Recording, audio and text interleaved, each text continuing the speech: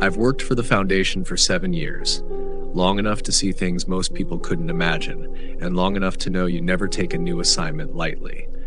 This one came with a single line in my mission briefing. Investigate anomalous transit stop, minimal public exposure, retrieve any missing personnel. The location? An unnamed metro station in the middle of a perfectly ordinary city. Locals didn't talk about it. Hell, most didn't even know it existed. Those who did were weird about it, like they knew something was going on. The 4 of us boarded the 10:45 night train.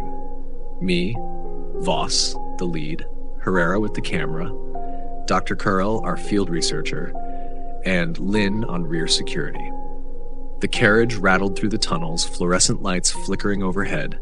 The PA system crackled. Next stop, station, then burst into static. The lights dimmed.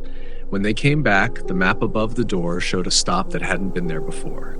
Just a white square, no name. The brakes squealed. We stepped out. The platform stretched into shadow, lit by a soft, sourceless glow. Tiles were clean, too clean. The air had a dry metallic smell. Posters lined the walls. They weren't ads. They were headlines. Newspapers from the future, bridge collapses, disappearances, fires, all dated within the next week. I felt the skin between my shoulder blades tighten. End of the platform, Carl murmured. That's where it connects. At the far end, a tunnel opened into a strange, dim cityscape. We stepped through, and the change was instant. The air felt heavier, colder, and the silence, it was suffocating. No hum of electricity, no distant traffic, not even the buzz of insects. Buildings rose 8, maybe 10 stories high, smooth facades, no windows, no doors. Like stage props for a play you were never meant to see from the back. Herrera whispered, "Feels like it's listening." I wanted to tell him to shut up, but the words stuck in my throat. It did feel like that. We advanced in a tight line, weapons low but ready. Through the thermal camera, Herrera caught movement inside one of the buildings. Something shifting, slow, heavy, but no heat signature at all. That's when I heard it. A deep, low rumble, like a train coming from far away. Except there were no tracks. It grew louder, vibrating through the soles of my boots, then cut off mid-sound as if someone had slammed a door on it. A shout from Lynn made us spin. One of the buildings had moved. It now stood 5 meters closer than before. No noise, no dust, just there, like it had always been there. "Time to head back," I said. We turned toward the tunnel, but something was wrong. The posters had changed.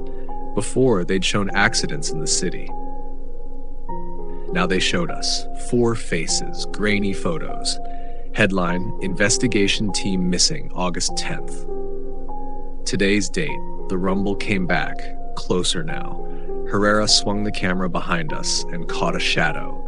It stretched across the ground, tall and thin, like a human figure, but its head bent at an impossible angle.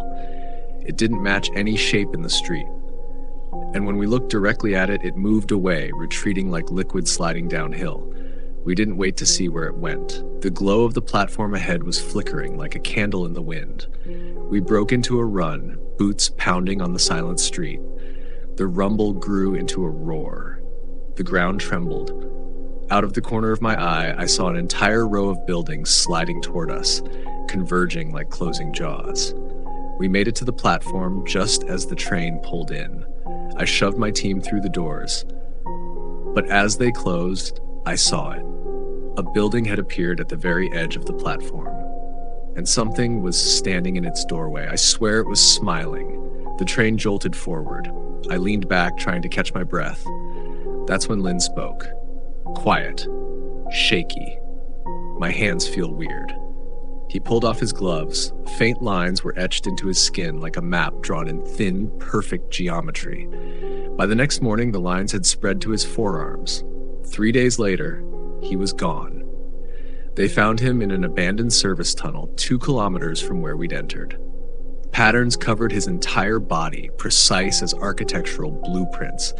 His mouth was sewn shut with something that looked like concrete thread.